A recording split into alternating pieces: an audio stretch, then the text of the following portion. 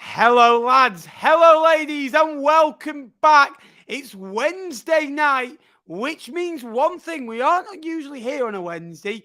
We've had a mid-week match week. Finally, after so long, Saturday, Tuesday is back.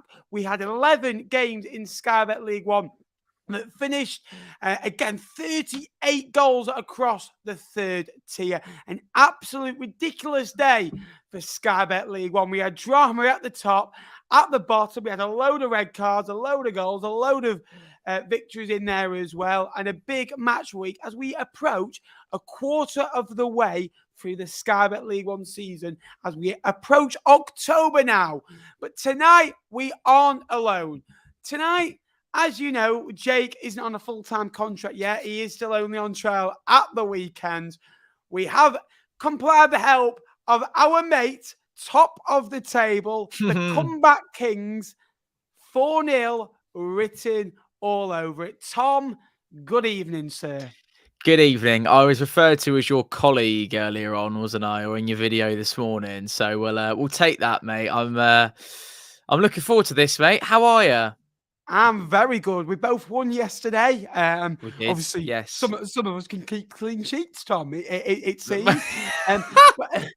But again, thank you so much to everyone that is just joining in the live chat. And Tom, what do we normally say around this point? I'll leave that over to you. What do you say? Make sure you can no. What do you normally say? Can everyone see and hear me? Okay, let me know if you can see and hear me. All right.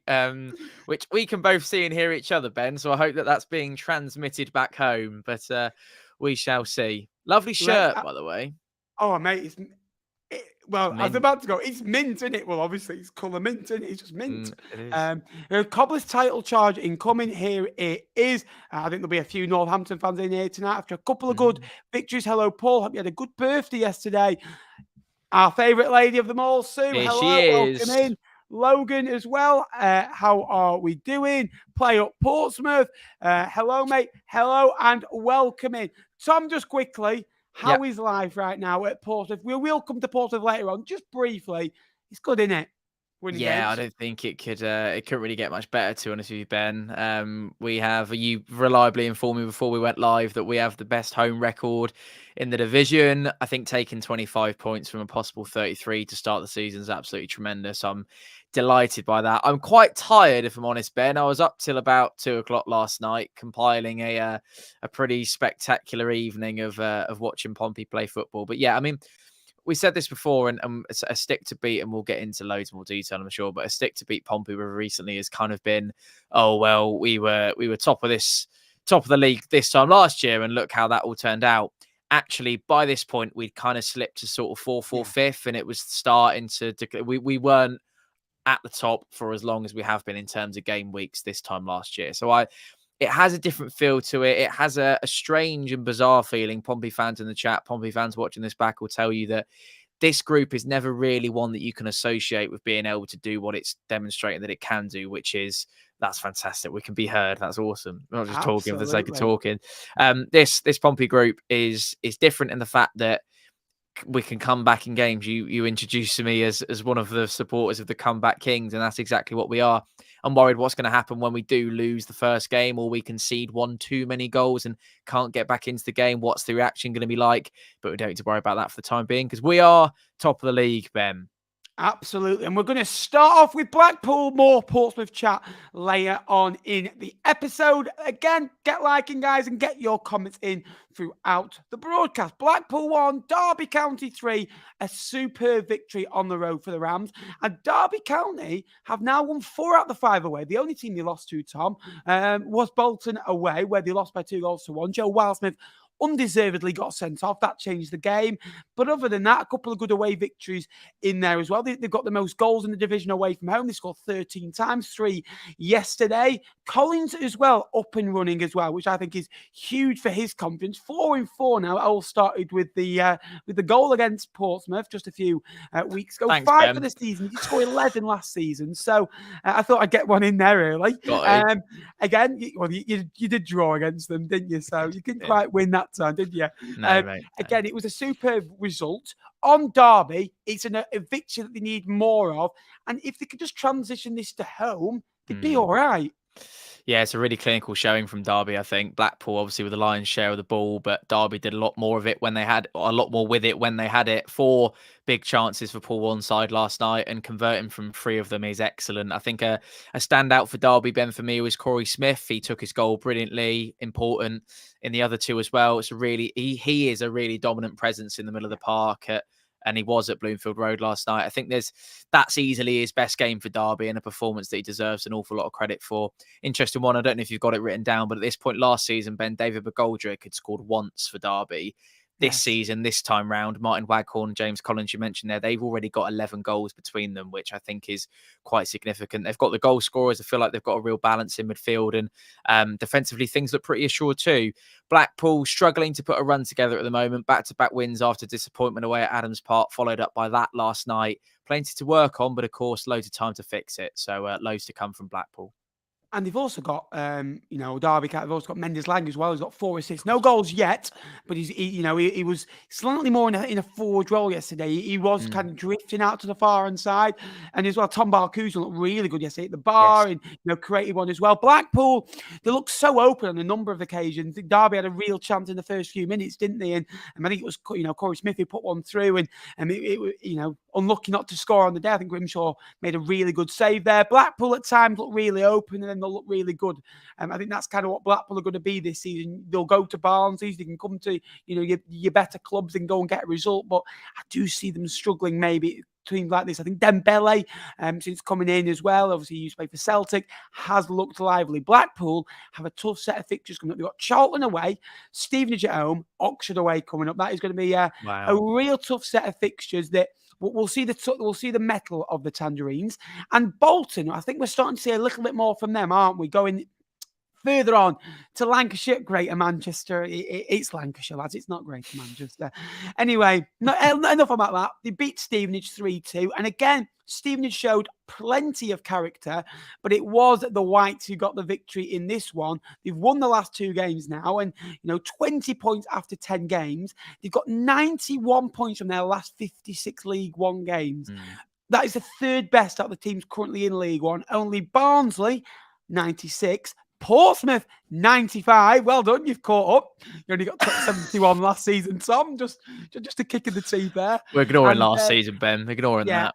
And Bolton now 91. An unbelievable kind of sorry, Bolton 101, sorry. So they would have the most. But, oh, Christ. So that's a mistake for my case. But no, other than that, we don't make mistakes on this channel other than following Fleetwood. But a good result for Bolton, and scoring 3 goals, backing up that victory from Saturday, going into Carlisle at home on Saturday. It's a huge week, and I thought Bolton would get 9 points this week. They've already got 6.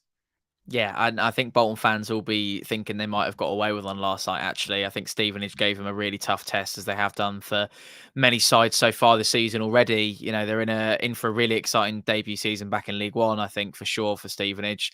Great to see them go to Bolton and get stuck in. They really gave it a go, didn't they? And Stevenage fans, I'm sure, Matty's here.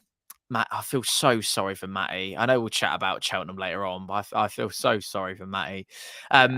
Yeah, Stevenage gave it a real good go. Stevenage fans, I'm sure, will be feeling unlucky not to have equalised, given the amount of attacking momentum they had towards the back end of that game after the penalty. I think for Bolton, Ben, it's a sign of resolve to be on the right side of a tight game like that. When you win a game 3-2, that obviously says a lot about the game itself. It also says a lot about the team that wins it. And last night, and then the Port Vale win as well, I feel like they've been really important this week. And moving forward, they're motoring on at the table. I think they're up to 3rd now, aren't they, Bolton? Yeah. Yeah, absolutely. And Stevenage are a good side. They show the only issue I think with them is now they played 11 games. They conceded as many in the last 2 as they conceded in the first 9. So conceding 6 goals to Oxford and Bolton, maybe showing kind of now they're playing some really good sides. They've got Blackpool coming up. Obviously, I know they played Portsmouth already. They've got a few real tough tests. And they were good that day as well. Yeah, this is welcome to Sky Bet League One, isn't it? Really, big goal Reedy as well. 8 goals in Sky Bet League One now. Only got 10 last season, so already flying past that mark. But the likes of Sam Nombe did that last season. Giovanni Brown did that for Exeter early on. Ellis Harrison got off to a really good start. I think he scored 7 within the first 8 games for Port Vale last season. So it's all about keeping that up now for him. So a really good result for Bolton. I'm going to go to Bristol now, who also won by 3-0 on this one. Great result for them after the weekend. I was a slightly bit worried for them after Joey Barton's press conference, but a decent start to life at home. They've only lost 1 in 5. They've won 4 of the first 10. They've lost 3, drawn 3. Hunt at fault for 1 of the goals on Saturday. Well, he gets a goal and assist. He's up to 2 goals, 2 assists from fullback as well. Collins gets another assist, 5 goal contributions for him. Great result against a good Port Vale side. We'll come to Port Vale in a minute, but good result for the Gas. Really good. Yeah, another impressive win for Bristol Rovers. Their first clean sheet, Ben, since winning 2-0 at home to winning 2-0 at Shrewsbury, on August the 16th. Port Vale playing over 45 minutes of 10 men is not going to be easy for them, of course. And it's not like they didn't have their moments, but equally, when Connor Ripley was probably their best player with some fantastic saves despite a 3-0 defeat, I think that tells you quite a lot. And, you know, we spoke about on that League One podcast, didn't we, Joey Barton's comments with regards to Luke Thomas and whether that was going to galvanise the group. I think it's probably beneficial from his point of view that he's managed to go out there and get a really resounding 3-0 win. I think if they lost again, you know, the old sails start to get a bit damaged in the pirate ship that is Bristol Rovers. And, you know, I don't know where the fan base are. I know we spoke about them worshipping the ground that he stands on, Joey Barton, and it's a kind of a, what was the analogy you used? It's like when he's your manager, you love him, but when he's not, what did you say? I said something like, he's like Marmite, isn't he? If he's yours, you'll no. He's kind of like, if he's yours, you love him, and if he's not, you hate him. It's kind of like it's like Steve Evans as well, type of character. That you have him in football, but good result. Port Vale slightly worried for them. Obviously, started to concede a few goals again. You know, lost 3 of the last 4. A point in there at Cambridge. What are you making of them? No Ethan Chisler at the moment, out injured. They have just signed Ikpu today as well. You know, up front, they've had on loan in 2015, 2016. He was a big unit. He was at Wycombe formerly as well, you know, when they're in the Championship. You know, hopefully can add a few goals to their side for Saturday as well. Thanks. God, it's no mercy on this show tonight, is there? I saw that earlier on. I actually quite like the way they revealed it. They went, well, I wonder what Ikpu's doing these days. And then lo and behold, there he is signing up for Ikpeazu. Sorry, not Ikpu. Ikpeazu. Pronunciation on this channel, we aren't good. No, we need lessons. Apologies. Sorry if you're watching for butchering your surname, but I'm sure right? You're in the Premier League, right? Do you know what they have at the start of they have a video of all the Premier League footballers. They will say their names. Own name. We need one in League One, please. Yeah. Ben Knapman. yeah. Cods Vlogs. You're giving me full name out here. Yeah. Sorry. Well, Jake normally gives out where I work and where I live, so I won't do that to you. I won't do that to you. Sorry, go on, carry on. Yeah, no, I was just going to say, I'm, you, actually, I'll ask you, because I can't remember off the top of my head, but you put Port Vale's run in our group chat earlier on. It's not an easy run of games, is it? I know why I say that as a Pompey fan. They go to Portsmouth. They go to Portsmouth, they've got Fleetwood. They've got an away trip. They've got a away trip to Stevenage and Posh at home coming up. I know that. That's it. So they've got Portsmouth, Fleetwood, Stevenage, and Peterborough in the next 4. So it's tough. It is tough. And they've proven the metal before. Yes. Like in Reading, you went to Blackpool. You know, it's not like they've not beaten good sides. No, and there was a stage where Ben Garrity couldn't stop scoring, and that feels only like a couple of weeks ago when he was literally scoring in pretty much every game. And I remember saying on Sunday Live or over the weekend to the boys that what are Pompey going to have to do to stop Ben Garrity scoring? That's going to be one of the main problems. I think that what will be a makeshift back 4 at Fratton Park on Saturday for the visit of Port Vale is going to have to face up against, because I think he's a bit of a goal scoring machine at the moment. But you're right, not having Ethan Chislett.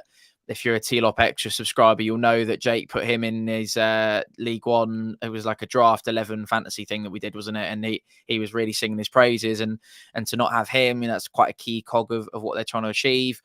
I was worried at the back end of the transfer window when they lost Ellis Harrison to MK Dons. I thought that was going to be really detrimental from an point of view. I just thought what on earth are you doing throwing away 10, 15 goals a season in Ellis Harrison or with a move down to League Two when, from the outside looking in, it felt like that was something that was working out just fine for life at Port Vale with him. So, I'll be interested to see what they look like on Saturday. Obviously, after the 7-0 defeat, they went on a bit of a run, didn't they? Where they just, the way they responded was so stylish. And we were singing Andy Crosby's praises on T-Lop and here on your channel. I remember he was in a shout for August Manager of the Month, wasn't he? So, there's plenty to like about Port Vale. Obviously, it's not quite going as to plan as it has been doing the last couple of weeks for them.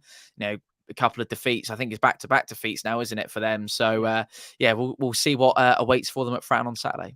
Absolutely. And now Burton got a great result. I wonder who predicted that, by the way. Did you get that one spot on, did you? I did. And, I got, and I just fancied it. Wigan have now lost 5 out of 6.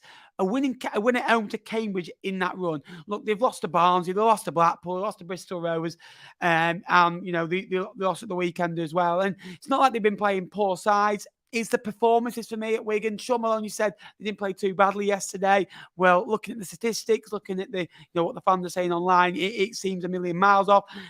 Callum Lang, I think, kind of just needs to come out of the team at this moment in time. He's a very good player, but he's not performing. You saw that with Aidan Keener at Cheltenham yesterday. He was dropped to the bench. And I kind of think, well, even if they are one of your better players on paper, if they're not performing, just take them away from the firing line for maybe a game and bring them back in. But take nothing away from Burton, who've now got 2 wins and 2 draws in their last 4 games against, Port Vale, Fleetwood, Reading and Wigan. That's a really good turnaround. 8 points for Dino Manria's men. Going into Cambridge at home, Lincoln away, Bristol Rovers at home, and an opportunity there to go and pick up some more points. And it was a double from Powell as well. One of the goals is an absolute screamer, and he's now scored Burton's last 3 goals, Tom. Yes, he has. I just back to Callum Lang very briefly. You're quite right. We were at Wigan at the DW over the weekend, which feels like an age ago, but it was only a couple of days ago. And he came on for about half an hour. And I think I remember looking into it for Sunday Live Prep, and he had 24 touches, like 0.02 expected assists, etc., etc. It's just, he did absolutely nothing. So I'm completely with you on the taking him out the firing line and giving him a little chance to reset. I don't see Sean Maloney's logic there. I think things are just going from bad to worse for Wigan, unfortunately. There's some great defending to deny Josh McGuinness early on last night at the Burton game. There's a fantastic save from Sam Tickle, or as we like to call him by his proper name, Tess. He denies Josh Gordon too. Burton probably felt unlucky, actually, Ben, to go in 1-0 down at the break after they did well for large parts in the first 45, I thought. It's a great low, hard strike from Charlie Hughes to put Wigan 1-0 up on the halftime whistle, on the stroke of halftime. As you mentioned there, it's equally as good, if not a better strike from Joe Powell. Not sure what the ref gives the pen for, actually. I don't know if it's handball, if it's for a foul. It all looks a little bit like vibes in there. So the ref's just kind of gone, well, there's quite a lot going on there, so we'll just have a penalty. 2-1. There we go. Job done. And correctly predicted by yours truly over there as well. So... And Burton had to deal with 10 men at the end. They're sending off in the 89th minute. So well done, Bezla Burla getting sent off. Cambridge now, they play Barnsley. 4-0 written all over it. There you are. Again, now no winning 4 for Cambridge. They've drawn 2 of those. 1 winning 6 at home to Reading on that Monday night not so long ago.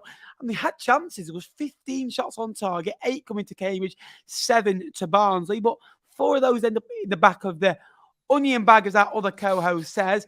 Barnsley, again, expected goals relatively higher as well. And Barnsley are great away from home. They've scored 11 away from home. They've conceded 2. Best away record in League One. Only Portsmouth yet to... only them and Portsmouth are yet to lose away. There we go. We get my words out, which is a fantastic achievement, obviously. Portsmouth are still unbeaten away from home. And at home as well, don't we know? But so are Barnsley as well. So this Barnsley side, again, a bit like Blackpool, aren't they? Where 1 week we're singing the praises, the next minute we're going, oh, hang on a minute, another poor result for them. Yeah, we always love a 4-0 scoreline, don't we, Ben? It was a very complete performance. I thought it was a great finish from Nicky Cadden 7 minutes in. I'll come back to Liam's comment there in a minute, actually, because there's an interesting referee decision in this Cambridge Barnsley game in a moment. First half, I felt Cambridge were limited to a handful of opportunities on the counter. Second half, they came out with much more control in the game, despite being 2-0 down at that point. There are major appeals for a penalty for the home side before Waters kills the game off for Barnsley it's a tame effort, but they all count if they go in. I think that's pretty nailed on for me. And I think it's really interesting, Liam saying that the drop in standards of officiating, we have had some quite poor ones. We all kind of, it's a bit of an unwritten rule, isn't it? You mentioned in your video this morning that, you've seen hundreds and hundreds of games at this level.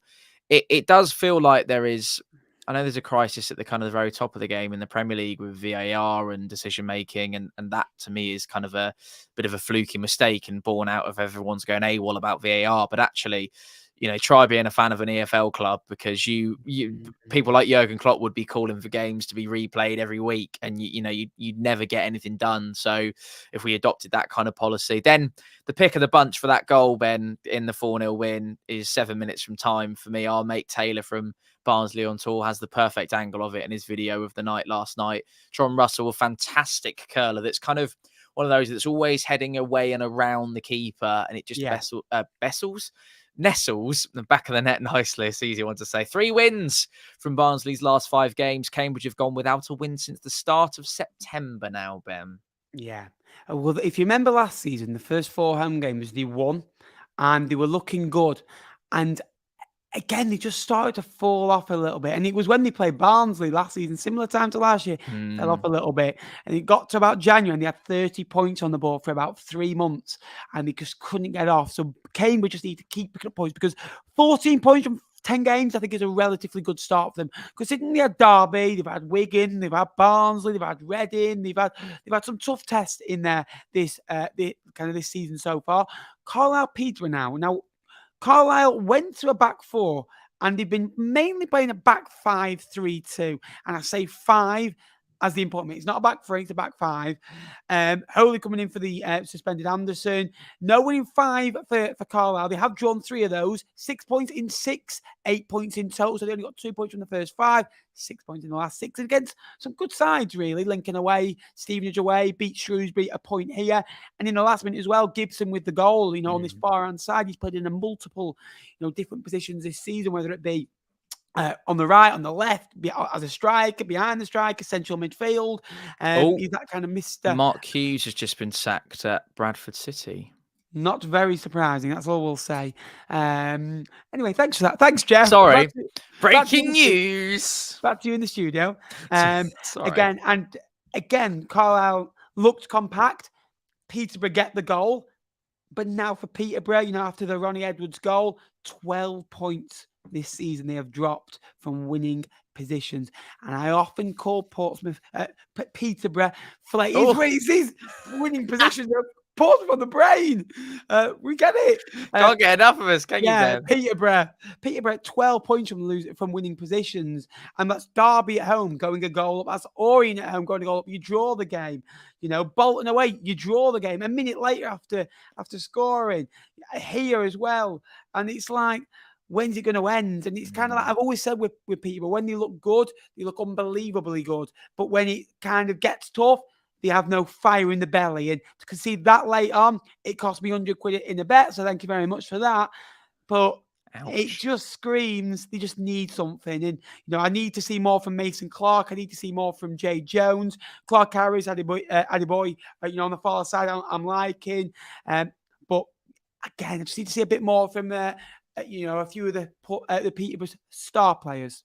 Yeah, I think Mason Clark's actually quite unlucky for yesterday. Thomas Holy's denied Johnson Clark-Harris. There's 2 efforts actually from Mason Clark that you could argue on another day. A different keeper. We're going to talk about, I don't know if you know who it is, who I'm alluding to, but there's an awful keeper performance from last night that I'm sure we'll get onto very shortly. Yeah, you're right. 2 late goals. They kind of both stem from set plays as well. Posh thought they'd won it through a set piece nodded on by Ronnie Edwards. I know we're talking about Posh and having a bit of a sort of a crisis and them doing the exact opposite to what Pompey are doing in terms of picking up points from losing positions rather than throwing them away. as last-minute equalisers go, this one comes in the 96th minute, courtesy of Jordan Gibson. Yes, it takes a major deflection, but I don't think Carlisle fans are going to be too worried about that. I'm sure they're absolutely delighted to see that nestle. And yeah, I think it's a great point for Carlisle against, I know we've taken points off them. We took 3 points off them at Fratton Park. I know they probably haven't had the start that they would have wanted, but I can still see Peterborough being right up there with the squad they have, the manager they have at that club. The relatively recent playoff history, the very recent playoff history in terms of, right to the wire at Hillsborough last season. They were excellent at their place in the first leg. It's a really, really good team. And although, yes, wholesale changes over the summer, they lost a few star names. They brought a few in, but it's one of those where I feel like we're not quite seeing the full new look, if you can say that, with a few additions Peterborough side. So playing to get going.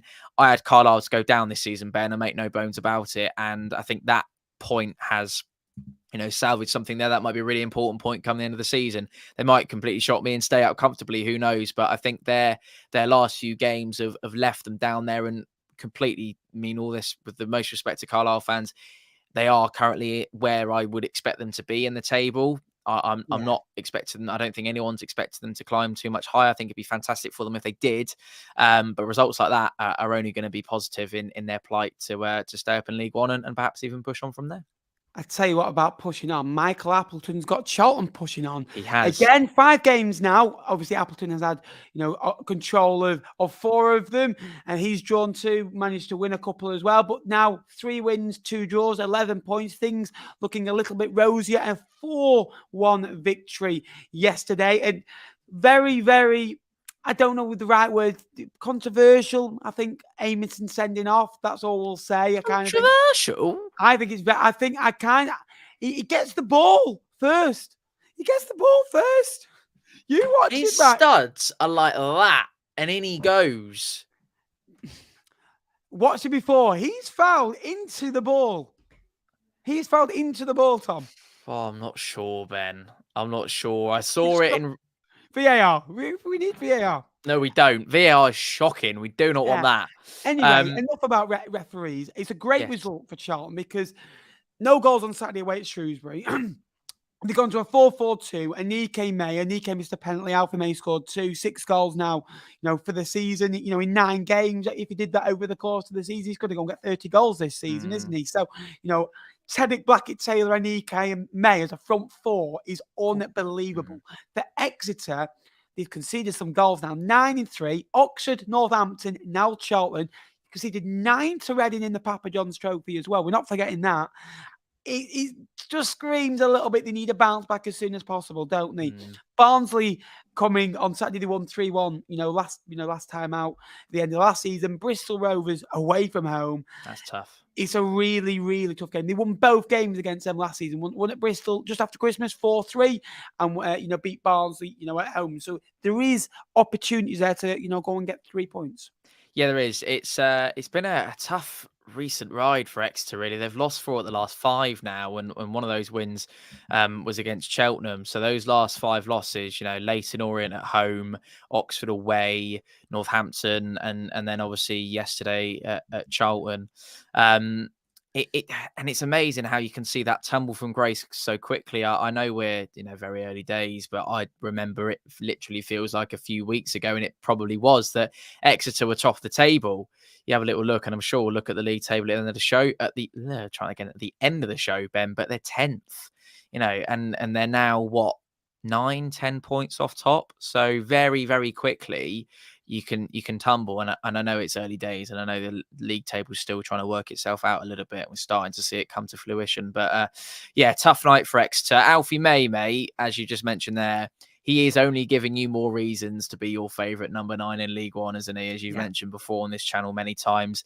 In terms of the game, Exeter's opener is a ball which carves open that Charlton midfield. It's really worrying, actually, how, and I would assume that it's something that Michael Appleton will want to iron out very quickly, but literally that is the definition of a key pass that just completely unlocks the midfield and defence. It's a really tidy finish from James Scott.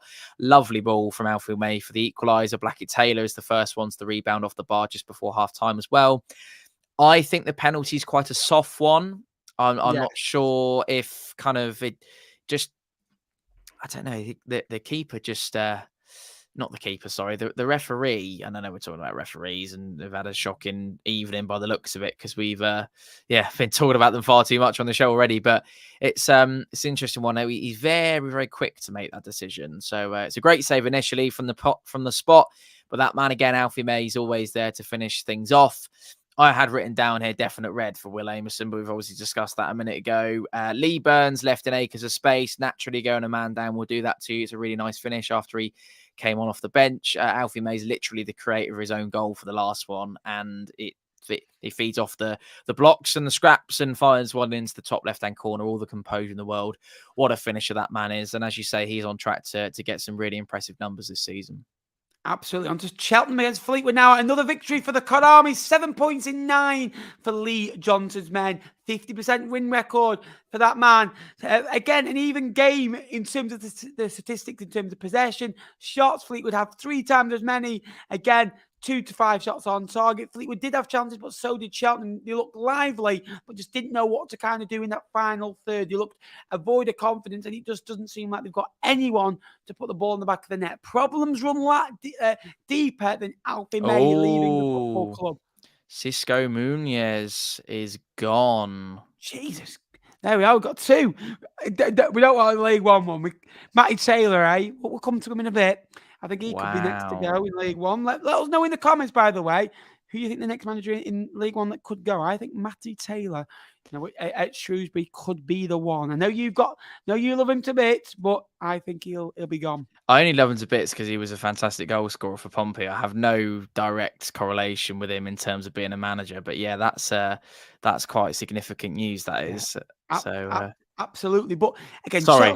Cheltenham now. Let's talk about Cheltenham. I'll tell you what. I think Port Vale are kind of thinking, well, at least our 7-0's forgiven. 11 games, no goals. It is ridiculous that a professional football club, we have got our very own League One version of San Marino. It seems it really does, doesn't it? Next up, good luck, lads. Derby at home. After that, Wycombe away. Cambridge at home. It's tough at this moment in time, and I feel so sorry for their fans. They had a banner yesterday, and on Cheltenham quickly, what do you make of them? Because the only point came away. I'm not having it in. Came away at Fratton Park. They were top of the league and flying. Did we really have to mention that? We did, mate. It's relevant. They've only got 1 point, and that's to you boys. Yes, but every time I hear about not just you, but someone says, "Oh, look at Cheltenham's record. Their only point was at Fratton Park." Yes, we're fully aware. Thanks for coming. Right. You mentioned it twice in your video, Ben, how there was a real lack of quality from both sides. Well, you mentioned it once in your video, actually. There was a real lack of quality from both sides. Promise and Junior, I thought were excellent for you boys. And the squad you have, I don't think you're going to be down there for fighting for very long. And you know my view on it. You'll be fighting back outside of the jeopardy zone in a very short while. I'm sure Cheltenham are, you're right, in a really, really bad way. And Darryl Clark does have a serious job on his hands. Me and you both in the same boat when we say that we think he's more than up to the job. I don't really think at this moment in time that there's really anyone, respectfully, that would be wanting or willing to get involved at a place like Cheltenham, as difficult as that place looks to manage at the moment, than him. I think it was a really good appointment at the time, and I still feel that way. Look, he's had 1 training session before he's been chucked into that really intense. I suppose it probably didn't feel intense in the stands and in the stadium, but for the players, I'm sure it was a kind of a real mental challenge to go, right, this is a real one that we want to be fighting for. We obviously want to be fighting for it every week, but if you're going to play a side, respectfully, Ben, that Fleetwood have started so poorly this season, you called it the El Crapico, and that's exactly what it looked like in large parts. That second goal completely kills the game in what would have been a cagey way to see it out. I think from your boys' point of view, I could see your sort of sigh of relief. You're thinking, oh, thank God it's going to be a half decent journey home when that one eventually went in. It seemed like it was never going to, didn't it? I don't know whether it crossed the line or it just sort of bounced. It just looked a bit of a fortuitous one. Sam Perkis is probably one of my least favourite refs, so I don't know what was going on with the red card. I don't know what was going on with... No, I don't think it was a red. I think it was a yellow, if I'm honest with you. Right, okay. There's a lot of red cards. I think there was 5 red cards in League One yesterday. That obviously that led to red cards, even if it was like a double one. There was a lot. So it's crisis point for referees and all that. But yeah, no, I think it's been a good week for you, hasn't it, mate? Absolutely. And a good result. And Lee Johnson's turned it around. He's got players playing in different positions. He's got Bolton at right back, Josh Hill at left back, midfield free fighting from again, and goal scorers up front. And again, playing well. And Junica Turner, I love that man at the moment. 2 goals, 2 assists this season. 3 of those coming in the last week as well. A great result for the Cod Army. It is only Cheltenham. I did say, by the way, bear in mind, so this Fleet will get out of the bottom 4. We'll never go back into it. But we're out of it. And Carlisle scored, and we're back in it again. 2 minutes after we got out of it. So, again, I just hope Saturday we can get out of it, once and for all. I think the next one is the most important game we're going to be talking about. And obviously, we're not going to talk about the game, unfortunately. Unfortunately, a lifelong Leyton Orient supporter passed away at the game yesterday. He obviously had a heart attack and was given CPR. And obviously, well done to everyone involved that, managed to see to him and get attention to him and get the game stopped and, give him the best opportunity. And I think all our love and our thoughts go out to everyone at Leyton Orient Football Club and, with the family of Derek as well. And I kind of think that, it's a horrible way to go, but he's been at, Brisbane Road, the football club he supported all his life, winning 1-0, playing good football against a really good side. If you're going to, it's awful. If you're going to go, there's no better way than doing it. And, it is awful what's happened, but, an unbelievable football club, Leyton Orient, an unbelievable support. And we need more people like Derek at this level as well, that's watched his club for a number of years as well. And, I'm sure we'll be still going when we're 74 as well, which is, hopefully, if we're still in League One as well. But, yeah, I think all our love and thoughts go out to everyone at Leyton Orient, Tom. Yeah, I mean, of course, the whole evening's been overshadowed by this tragic news. Obviously, there's a little bit of a lack of communication or a bit of a communication error trying to get the message to the match officials. As you said there, it sounds like Derek's fellow supporters and first responders from both clubs' medical teams and then later the London Ambulance Service did their absolute best, as you'd expect. But sadly, he's lost his life. This one's quite a poignant one for me, actually, Ben. I've been in stadiums where there have been medical emergencies. Lucky enough to have never seen a fatality at the football, but one of my close friends was taken ill last season at Fratton Park, so I completely sympathise with how everyone involved must be feeling. Of course, not to the extent when someone tragically loses their life, but it wasn't a nice feeling at all at the time, and it leaves you very reflective on life, actually, and the importance of football in our lives and how much it means to everyone. And I'm sure it meant to Derek, of course, and we're sending all the love, as echo what you just said, to Derek's loved ones and that he's left behind, everyone affected at Lincoln City and, of course, Leyton Orient. So, sending all our best and very much in our thoughts, because sometimes, Ben, there's more important things in life, isn't it? I know it's a bit of a cliche when a situation like this unfolds, but more important things to life than the football. And sending all the very best to everyone involved. Absolutely as well. And back on with the football now. And Northampton, great result against Reading. Again, Reading, we've seen good signs of them at home. Away from home, very shaky. They've not got a point. The only side in Scabbard League One yet to get a point away from home this season. In the EFL, only Rotherham, Sutton and Tranmere and Reading are the only teams in the EFL yet to register a point away from home, Tom. It is bad, but this Northampton side, me and Jake keep saying it, they are a good side under John Brady. They play good football, they score goals. They've won the last 2 games. It's the second home win of the season. Adding on to the one just recently as well. 3 goals scored, and all the front line getting involved with either a goal or assist. Bowie getting his second assist of the season. Pinnock getting the second goal of the season. Hoskins getting a goal and assist. He's now on 5 goals, 1 assist for the season. The prolific man, scoring the best goals in the Sky Bet League One this season so far. The goal away at Wigan, and a pair up front as well. He's got 3 goals and an assist as well. That front line as well is very steady, and Matt Williams and Ledden in that midfield as well. And they've got a good back line. Mayo, Shering, Guthrie, Burr, and Burge in goal. Yeah, so I've got a feeling you might have called this one on T-Lot for some reason. I think you might have done.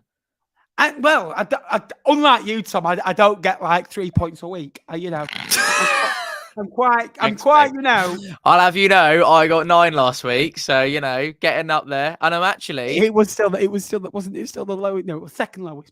Second, thank you. Second, Jake, mate. Come Ben, on. There is nothing wrong. Top. There is nothing wrong with being second lowest. I'll have What a win! Let's move on very swiftly. What a win for I'm not far off him. I might be far off him now. He might have had an absolute blinder of midweek, but I'm not far off him. Sam Hoskins doing again what Sam Hoskins does so much and has done all season last season in League Two for Northampton. He's been a fantastic player for them for season upon season now. I thought he was man of the match. Opened the scoring. It's a decent strike. I'm surprised you didn't mention him. It's straight at David Button. I don't know what he's doing. I don't know whether he was, I'd say, just not concentrating all night, or he just completely lost the plot, because it goes straight through his hands. He won't want to watch it again. He won't want to watch any of the games, really. It's he didn't get it on Sealock. That's a shame. I did predict the right. I did get a point though, because I'll tell you a story, quick story. We do this League One podcast. If you've not checked it out, I'm sure most people would be listening to it if they're watching this. We all love the T-Lot, but I kind of go, that Jake stitching me up on points. So I'm going back to all the recordings and just making sure the point system, and I've got my point system on my phone, and I'm not going to say it on. I'm just going to compare what he gives me on Sunday. That's all I'm going to say, to see if he's been fair. Because... Are we having a bit of a... I think I've been unfair. Is there a suggestion of corruption here, where the points have been unreasonably allocated? Yeah. So I could get done for slander, couldn't I? But, are we going to have a... I wonder if he is in the chat, I wonder if we could maybe have a little sneak preview of what we all got on the points on Tuesday night. I don't know if it'd be interesting, because I've got my notes. Anyway, again, we're going to come to our 10th game. Can I finish on Button? Oh, sorry. Have you not finished yet? No. I wanted to finish because we need to sort this out. I don't know if anyone's seen it, but all three of the goals literally just go through him. There's like David De Gea in League One. It's horrendous. Have you seen it? Yeah. Why did you not mention it, son? Disastrous. You got to credit the goal. Credit the goal. Credit the goal, but mate, the goalkeeper, as Roy Keane would say, the goalkeeper. He's made so many mistakes this year, David Button. I know he has. Goalkeeper. I know he has. He's made so many mistakes, and it's kind of like, well, where do you draw the line? And it's kind of like, well, if he was a 21-year-old ringer that no one ever heard of, he wouldn't be playing. No. If he was, the backup goalkeeper on the bench already, he wouldn't be playing. I think the other thing is Lee Burge didn't have a perfect night either, we should say. No. He does get drawn into the ball over the top for Reading's goal, driven home by Don Ballard 5 minutes after he came on. The third one is another awful moment. We'll gloss over that. Sorry, Ben. Next game, let's talk about Wardy's beloved Yellows, shall we? Absolutely. And Sue, thank you so much. Yep, get liking, guys, as well. That would be Sue. Massively appreciated. Let's try and see if we can get over 50. That'd be unbelievable. Negative points for us this week. He's rattled. We've got him, boy. We've got him. Oxford 3, Shrewsbury 0. I said on Saturday, Matty Taylor will be sacked in the next 7 days. And I stand by that. I really think this Shrewsbury side is a good side when you look at the teams that, Well, we've got 3 days to go, Ben. So when's it going to happen? Saturday. They've got one more game yet. One more game. Who have they got? They've not scored a goal in 7 games. And it's not getting mentioned because of Cheltenham's bad run. 7 games without a goal they've not scored. They're not winning games. The last goal they scored was against Fleetwood away. So there you are. They had 1 shot on target yesterday, 0.18 expected goals. I know they're playing Oxford, who are an unbelievably good side, who, the midfield is, of Brannigan, Magoon, Rodriguez, Bolton, Lee, Harris as a front 6, as you like, as well. They just suck you in like a Dyson. They really do. I don't know what to say about Shrewsbury anymore, because it just seems bland. It just seems like they're out of ideas. Under Cottrell, they had a bit of spine and a bit of grit about them where they could go and pull off a result. But to have 1 shot on target, that low of expected goals, they got the second lowest expected goals in the division. Even when they were winning early in the season, they were winning just, and they weren't playing good football. And no goals in 7 games in all competitions, 5 in League One. It is getting worrying now. So you're saying that if they don't beat Northampton on Saturday, you think Matty Taylor's gone? Yeah, 100%. What about the... Yeah, I suppose. So you got to pull the trigger, haven't you? Yeah. If you look at the managers in League One, right? Dina Manria is not under any pressure. Sean Maloney won't be under any pressure. Ruben Sellers will not be under any pressure. You're looking at the kind of just a drift of the bottom 4. Richie Wellens will be absolutely fine. Lee Johnson's just come in. Charlton have just appointed a new manager. Darryl Clark's just come in at Cheltenham. There's a lot of kind of clubs. he is kind of the next on the list that you maybe think of Paul Warren, but he's got a couple of good results recently. No, I don't think. Yeah, and he's not going to be on the list.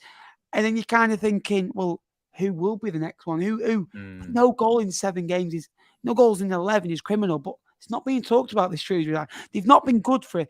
Against Fleetwood, they were 1-0 up and they were awful. They were awful. They're probably the second worst side I've seen this season, just above Cheltenham, because they grit it out. But it's like the squad is, Dunkley, Feeney, Flanagan, Morosi, Kenner in midfield, Bayliss and Winchester just in front, Anderson, Bennett as wing backs, Phillips and Bowman up front. You've got Udo, you've got, Matra as well, who are good players. This is a good Shrewsbury team. It should be doing a lot better than it is doing.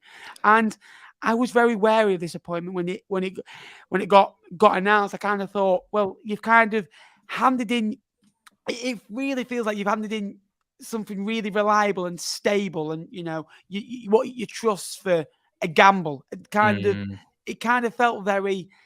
I say the words cheap.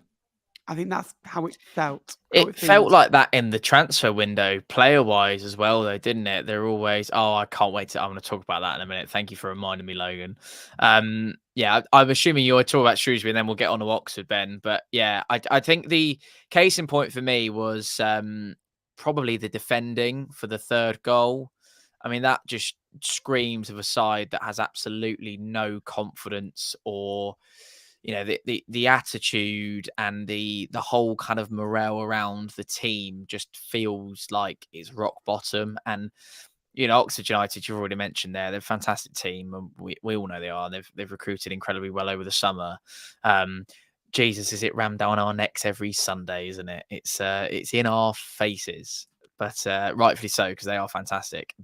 That third one, I haven't actually seen anything quite like it, Ben. It is a complete disaster, and as a result of the high Oxford line, the Shrewsbury kind of messing around with it until the keeper ends up and the keeper just literally gift wraps it to Greg Lee, and then goes, I better get back on my line, and then in the process, Greg Lee's already lobbed him, and it's in the back of the net, and you think so slow to react as well, aren't they? The defenders, it's like so static. Yeah, and you mentioned it a minute ago. You want to credit the goal rather than criticize the goalkeeper. It is a fantastic finish. It's so left and wide. It's at such a range, and it's done with such accuracy. That's the goal of the night in League One for me, for definite.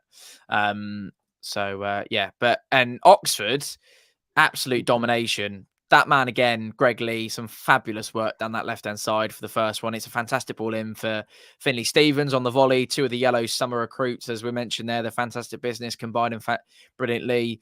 Shrewsbury had a decent opening through Shea Dunkley in the first half. Matty Taylor missed an absolute sitter. I don't know if you saw it, but oh my words, that's, I mean, Jack Ward could have scored that. Genuinely, it was that clear as day. He just had to bury it, and, only the keeper to beat. He looks like he's beating them. The shots are a fraction wide of the right-hand upright. 2 yellow cards in 10 minutes for Joseph Anderson, and Kieran Brown scores from the resulting free kick of the second yellow card to make it 2.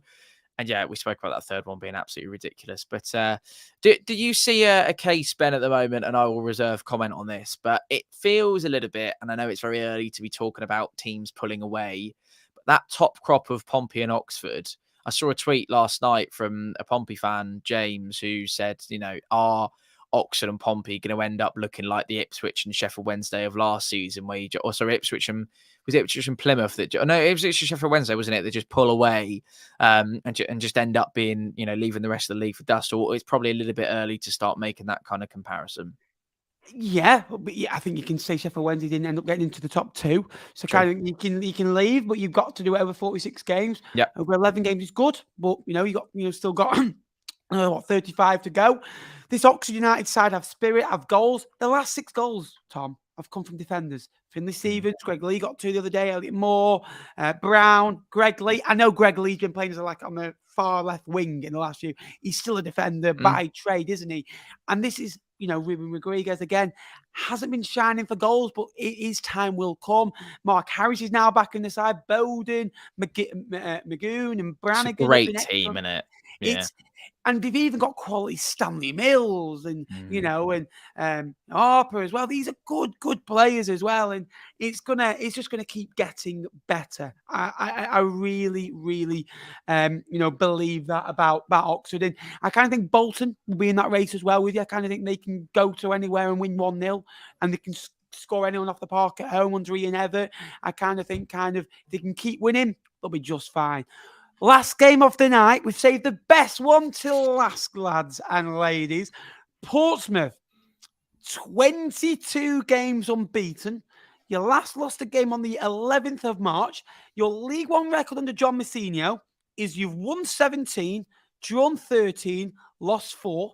Those 4 sides you've lost to are Plymouth Argyle away. They won the league.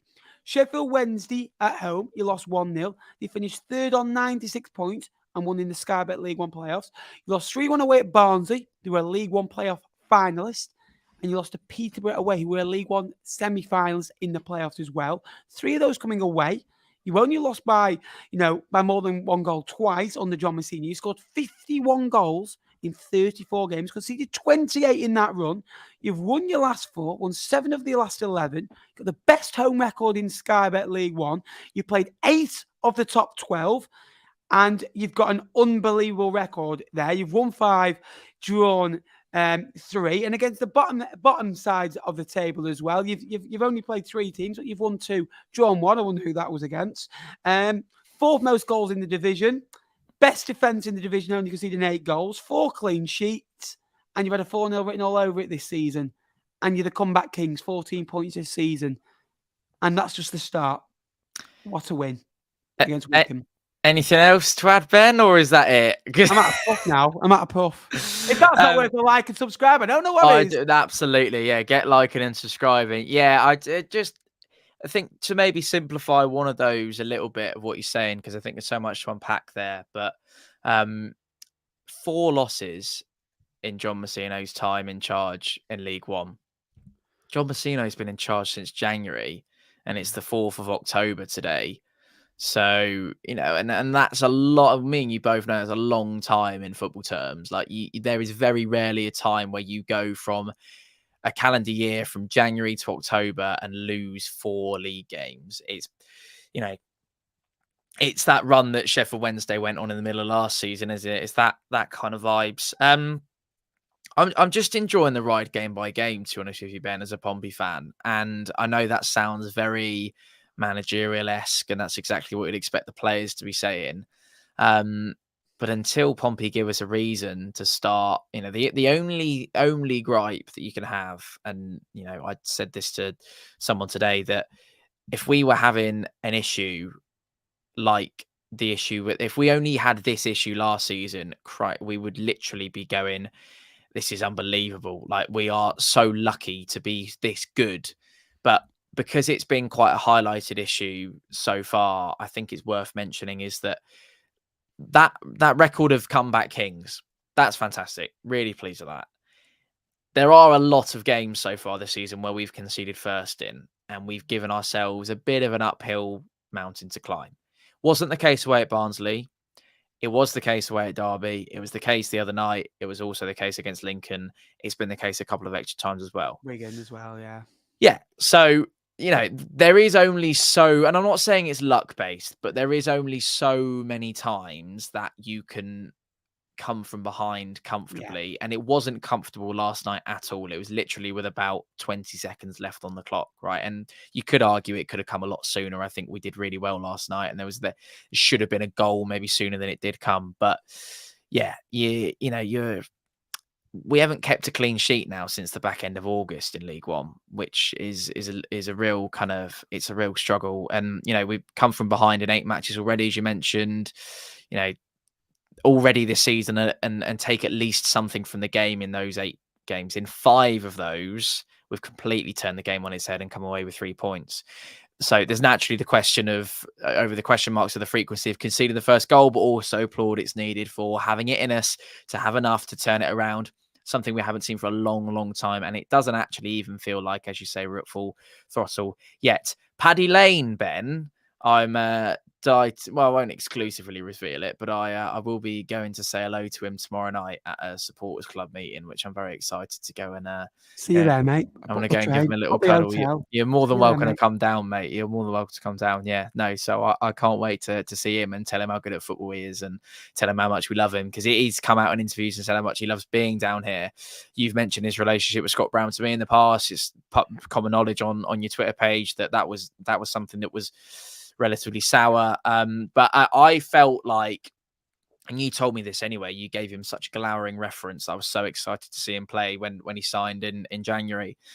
I think if the back end of last season, Paddy Lane, he obviously got a bit sort of stop-starty with injuries, but that man has goals in him. And when he's on a goal-scoring groove, he is unplayable, he's unstoppable, and he's such a talented footballer. He's still so young, and he plays with such an athleticism and not blessed with his pace, but he can. No. He's deceivingly. Yeah, he is like a James Maddison. He can be deceptive with his pace, and he's got this movement about him, and he's got a hell of a finish on him as well. So yeah, I'm delighted by him, mate. I love him a bit, and I know you do too. Absolutely. On to Wycombe now. Only the one shot on target. Portsmouth did pin Wycombe in after that. 66% of the play. 11-8 shots. 3-1 shots on target. Maybe that's a bit of a warning sign, not having too many shots on target. If that could improve a little, if we're being picky, again, Wycombe are dogged. You know what you're going to get. They're in a much better position than they were last year. They're only 11 points, after this time last season as well. And, that front line of Hanlon, Vokes and, McCleary, it's been there years, and you know what you're going to get. Boys and Patterson have been excellent. Patterson on Saturday was man of the match in their game. Potts scouring in midfield, I really, really like. And, Leahy at the back, again, another assist for him. 1 goal, 4 assists for him this season. He got 13 goal contributions last season, and 9 of those were goals. Before we come into the final part of the show, where we go through the Scabbard League One table, Tom, I'm going to put you now for 30 seconds. The show is yours. Go and plug your YouTube channel, mate. It's in the description. If nobody's seen it before, I think we all have. My colleague now will discuss it. So just up and down the country, really. Fauna written all over it's the catchphrase. I've been told to grow up by nappers on a number of occasions for using it. But yeah, I haven't missed a league game yet this season, and hopefully don't intend to, all being well. We are up to came over 14,600 today, which I was absolutely delighted with. So we're well on the road to 15,000. So if you feel inclined, head on over, come and see how Pompey continue to get on in League One for the rest of this season and beyond. That'd be much appreciated. And subscribe to Ben as well, because I don't know many people who are this dedicated. I know one other who is this, and maybe actually I know 2 others who are this dedicated to League One, and we do a podcast together. But I very much feel like when I'm chatting about this division that I'm in amongst 3 veterans when we do the podcast, and I'm certainly in amongst royalty here on the show tonight, chatting League One. So if you want to come and see how Pompey are getting on, come on over, subscribe to Fauna Written All Over It. Video out now from this morning of all the events from yesterday that we've just been talking about. There you go. Absolutely. And if you could like this stream, guys, we're currently at 32 likes. There's 60 of you in. Please like, subscribe. We're a couple of subscribers away from 11,750, so getting closer now to 12,000 subscribers. Just quickly now, we're going to start off with the bottom of Scabbard League One, and we're going to go up instead of go from top to bottom. Cheltenham Town, 1 point after 11. Wigan, another defeat for them, sees them still in that bottom 4. Reading with another point deduction. They would be on 10 points without 6 points. They'd be outside that bottom 4. Fleetwood Town just outside on goal difference. Carlisle, Shrewsbury sink a little bit as Burton rise. Leyton Orient with that game in hand after the tragic news yesterday. Northampton rise up the League One table, 1.3 points a game. Cambridge sink to 15th, however, are only 4 points off 4th in League One. So that's how close it is at this moment in time. Charlton also 14 points after 11 points in their last 5. A really good run for them. And Blackpool, a bit of an inconsistent run. However, 1.5 points a game isn't too shabby. Tom, what's your thoughts on the bottom end of Sky Bet League One?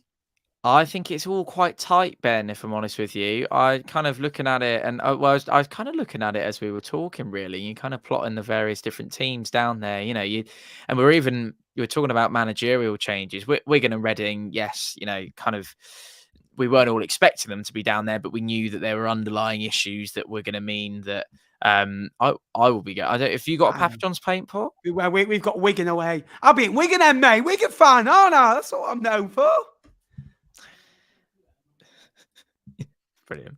Sorry. Wigan have scored. Yeah, that's what I was about to, but I thought no, I better not because I'm on his channel. If you know, Yeah. you know. Let us know if you were here when Coswogs did that, by the way. I tell you what, one of a mate of mine, we were on the way to Wigan at the weekend, and it wasn't that clip, but he showed me a part of your video from when I think it was we beat you 5-2 at your place. All right. It was Ben all Thompson them. scored. It was all them years ago. It was kind of the Jamal Lowe and Ronan Curtis were playing for us. And Still. Ben Thompson scored one that went off the bar and went in. That was the one, baller in. yeah. And you are a tiny little boy, and it's so funny. I will show you when we're off air. I won't do it to you when we're on air, but it's hilarious. He's a squeaky little child. And I tell you what, though, I went through my channel, just quickly off topic. I went through my channel.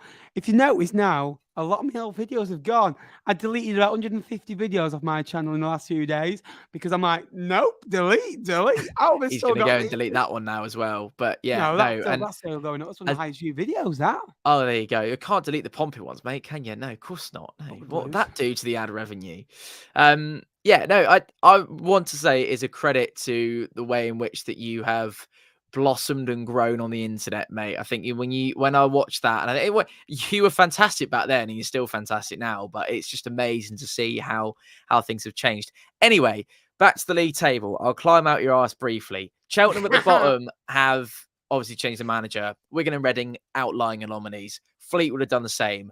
Carlisle, we know the situation there. Shrewsbury, you reckon they're about to. Burton, there's an argument in there, isn't there, for Dino's status in League One. Leyton Orient, we think Richie Wellens is safe, but that bottom end, there's been a handful of switch arounds, haven't there? I mean, in pretty much every club, other than the two with the financial problems, and then Charlton, and we're expecting Shrewsbury are pending. I think that's a bit of a sign of the times at the bottom end of the table, really. And it's only really Leyton Orient and upwards that you're looking at that aren't really in the kind of the crisis panic mode. Let's change the manager because otherwise things are all going to end up in the absolute doodah this season. So, there's that would be my reflections on the bottom end. And as you said, from 14th upwards, which I know you're going to go on to now, there's 4 points that separate you from top 6. Yeah. How mad is that? Yeah, it is. And like you say, you look at the managers, what I was going through before. Wigan, Sean Maloney, Ruben Sellers are in difficult jobs. Cheltenham and Fleetwood are both swapped. Carlisle will not change at all. And if they do, they're stupid and they deserve to go down. Shrewsbury, I think, will change eventually. Burton, I think, have got a good manager in Dina Manria there over the course of the season. Richie Wellens is in, I think, where I think put Leyton only 15th. If they're only, a win away, and they would have got that yesterday. Cambridge, Mark Bonner's just had a new 4-year deal. Charlton, new manager, doing well. Blackpool, Neil Critchley, there's questions being asked, but I think he'll be safe for now. We'll show the top end of Sky Bet. Look at that. Again, 12's missing off. I don't know why, but 12's missing off. And I do apologise about that. But, it's Bristol Rovers, if you want. Bristol Rovers, there we go. Sorry, Joey, don't have a go. But Bristol Rovers, Lincoln City, again, 15 points from 9 games. They've only lost 2 games, and that's the Bolton and Portsmouth. So they sit first and third. A bit of a change from last year. They normally beat them and lose to all the rest of the teams. Exeter slide down to 10th, lost the last 3. Wycombe up to 9th, only 3 points off 4th, like I was just saying before. But look at that gap, Tom, now between around 19, 20, 24. We've been talking about these gaps, and they're starting to appear. Vale in 8th, Derby County just outside the playoffs. Out of those block of 6 teams, imagine Bristol Rovers is there. Where you seeing it as you peek out? Ooh. Well, you can leave it on the screen, can't you? Oh, no, you can't. Yeah. Oh, there you can. Look, you go. That's it. There we go. We look fantastic, don't we? We look like, if we don't see it through a week, I'll see it through a window. It do look like we're poking at you out a window. So I hope you're enjoying this at home.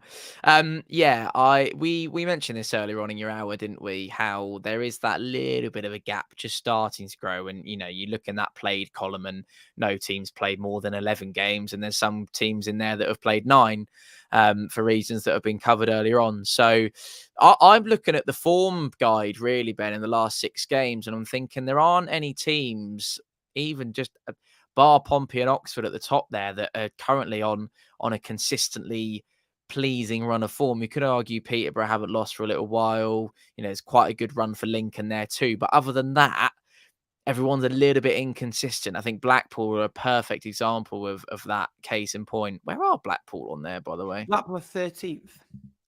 That's why. But you look at it, 15, 15. It's only goal difference that's killing them, really. So, and I think it's an interesting one to see how Derby have kind of climbed up in the last couple of weeks. Win. It's all it takes.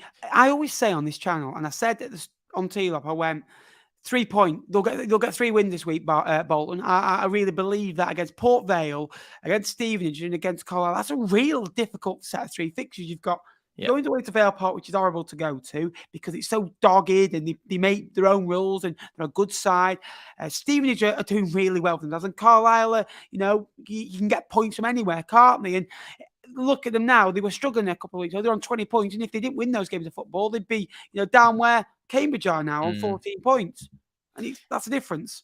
Yeah. They were 9th last week. It is such a fluid league, isn't it? And it's I won't say anyone can beat anyone because I don't completely think that's 100% the case, but I do think that there are some, you only got to look at, I wasn't expecting Burton to beat Wigan, for example, and you were. I wasn't really expecting Northampton to do Reading one either, but they did. So, there's these kind of results that come at you when you least expect them. So I was actually, really pleasantly surprised that we went to Barnsley and won, and Oxford did the same. So it's one of those. But yeah, I think you're also, this is, from now onwards, this is the kind of time when you start to actually look at the league table. I think it's pretty, I know you've been doing it on your channel for the last couple of weeks, but I don't think there's an awful lot that you gain from keeping a keen eye on the table pre-double digits in terms of played. So, be interested to see what happens when Pompey's first loss comes, what that does to kind of unsettle things a little bit.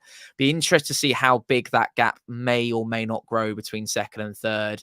Be interested to see as well for the length. Oh, that's it, is it? Be interested to see we'll just move back in. Bear with us while we just move back into shot. Interested to see how long Stevenage stay up there as well, Ben. Yeah. I don't know how long that one's going to last, or whether it is just going to be a case of Stevenage are going to do really well this season. We don't know. So much football to be played, as you said at the top, 25% of the way there, or something like that. With still 35, and in some cases 36, or even 37 league games to go. If you remember me saying, just quickly, before we get on to a couple of games that we'll preview and a few questions from the viewers at home, I said last season, and it was on a video with you, there'll be 4 teams. If you remember, there'll be 4 teams that are up there. And I put it as Wednesday, Plymouth, Ipswich, Portsmouth. 1 fell off. The other 3 did really well. Just quickly, I think Portsmouth, Oxford, Bolton and Barnsley are this year's Power 4. I really, really do. And I think you'll get one from Derby, Blackpool, Wycombe, Peterborough. And then I think you'll have the outsiders. Just outside that, I think will be Lincoln. And then you'll be going to your Exeters, your Charltons. I think will be strong up there with your Peterboroughs and your Portsmouths as well. I kind of think we've got 4 now settled in. I kind of think at times more likely 3, but I kind of think there's going to be maybe 6 teams fighting for those last 3 places. Tom, sorry, go on. Just quickly, I would just want to add to what you're saying there. The 3 best sides I've seen this season, not the best sides, out and out best teams, but the sides that surprised me the most this season have been Lincoln, Exeter, and Wycombe, in terms of the football they played and just the way in which they came to. Probably add Bristol Rovers in there on the opening day as well. I'm really not looking forward to that, Paul. Honestly, that day, if that changes this season, then I will then start to get excited, because they always beat us at Fratton Park and we always lose at Valley. So who knows? We'll see. And Last Michael season, you Appleton lost coming 3-1, back didn't you? to we 3-0 lost on it, 3-1 3-1. and 3-0 at Yeah. their place, 3-1 at our place, and that was actually the game that sacked Danny Cowley. So Yeah.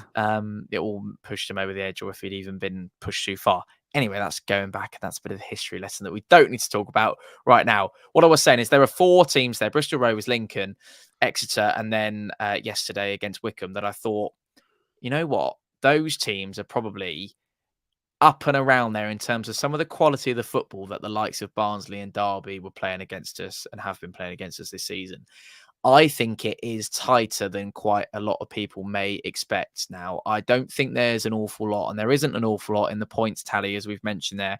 I don't think there's an awful lot between some of these top teams. I really don't. And I think Peterborough, for me, maybe caught them on an off day, but I think particularly how they faltered defensively in that second half, I think that's a little bit of a false league position for me right now. I'm interested to see how Port Vale goes on Saturday, and I think Wycombe are really value for their league position at the moment as well. So sorry to add to that, but that's my added thoughts.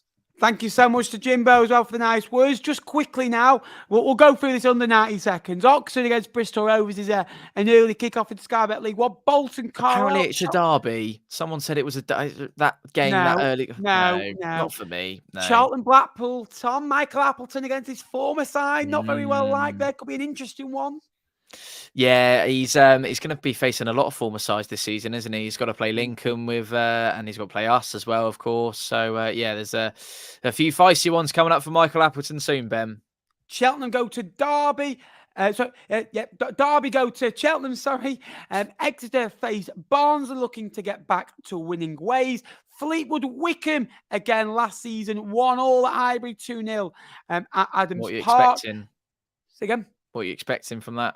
A draw, a 0-0. I keep going 0-0s because we're due one. I'm kind of thinking they're not good vlogs to make, are they, 0-0s? I'm kind of dreading it. They are the worst, mate. Yeah, they're so bad. Yeah.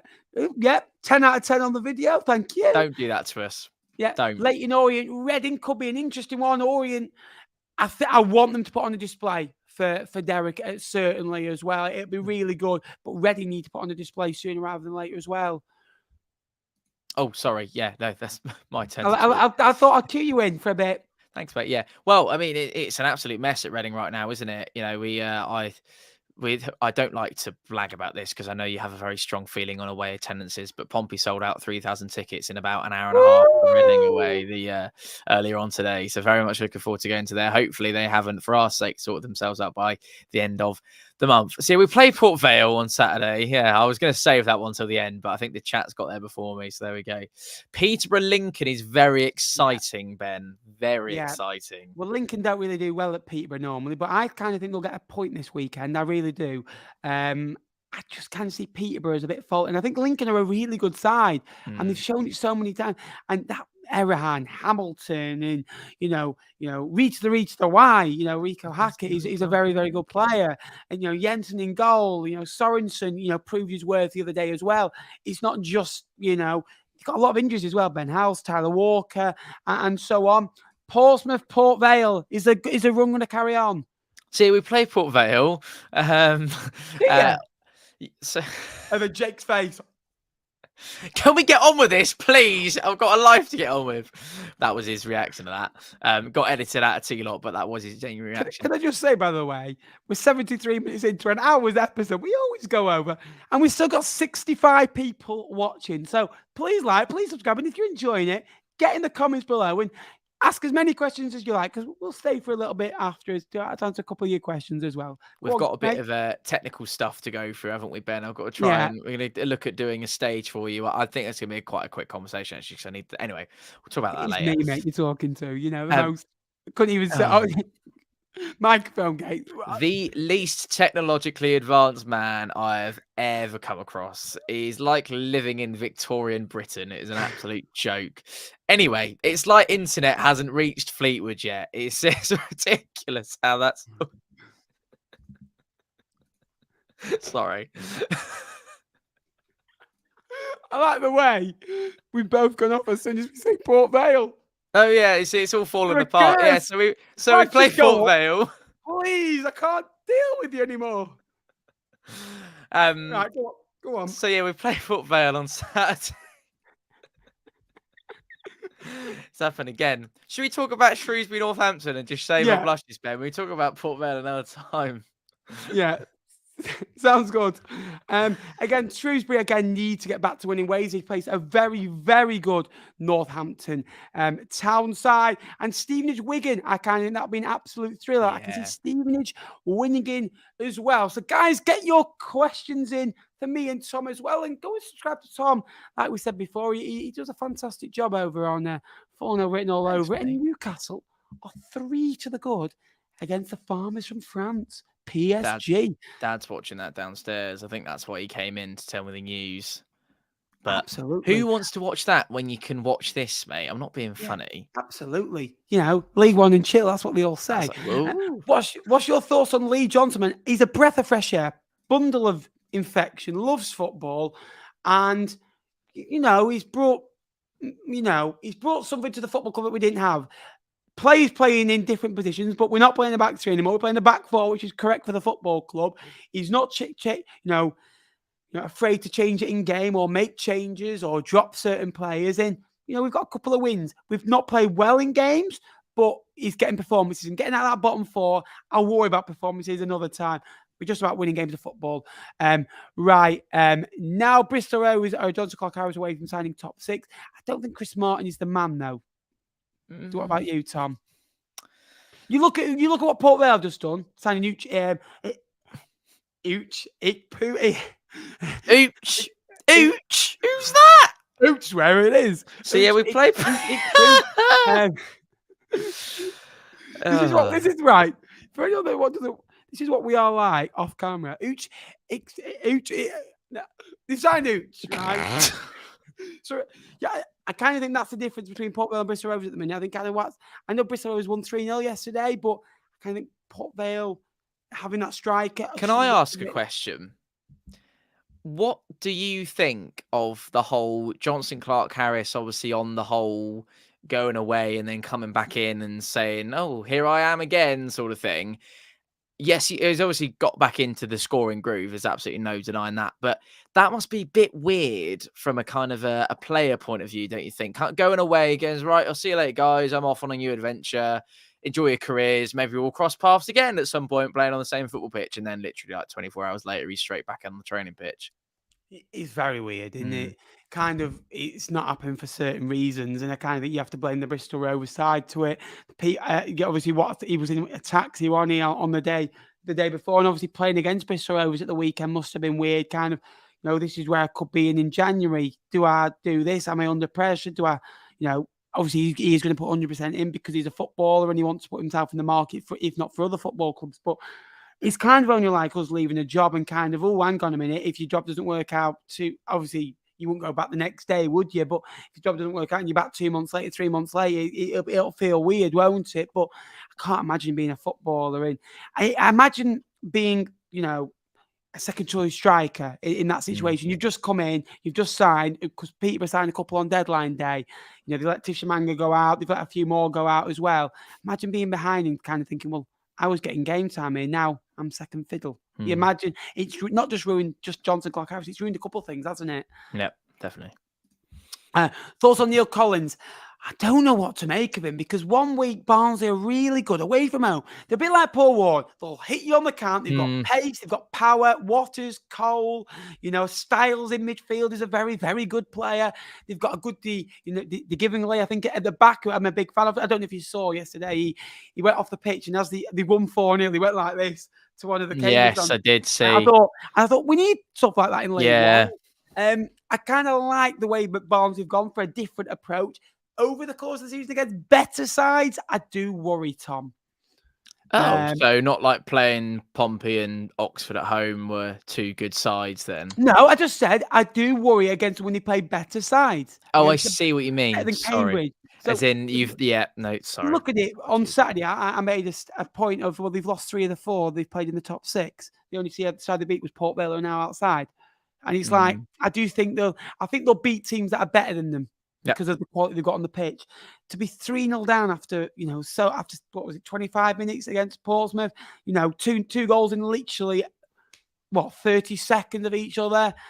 It's not very, very good, is it? Thoughts on Charlton? I think they're a good football club, and I think they really will be bursting to the top 10. I can really see that. Greg Lee's on fire. Your defence is terrified. A lot of Oxford fans in here, and I have enough with one. Never mind lots, but thank you for tuning in. Tell us about it. Thoughts on Appleton? I think it's a decent appointment. It just suits Charlton, I think, as well. Keep up the good work on T-Lop, chaps. Thank you very much. I'm glad you enjoy it. We've got a T-Lopper, and we'll leave with this one. You've been on the sunbeds. How has he seen that? Or no, I'm joking. No, I haven't been on the sunbeds. I'm just very radiant, mate. That's me.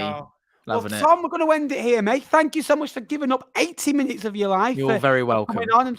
Again, I hope you've enjoyed the added time. And again, if you do enjoy these shows, please smash like, please smash subscribe, and go over to 4-0-written-all-over-it and subscribe to our mate. Tom, any final words, mate? Up the top of the league blues, mate.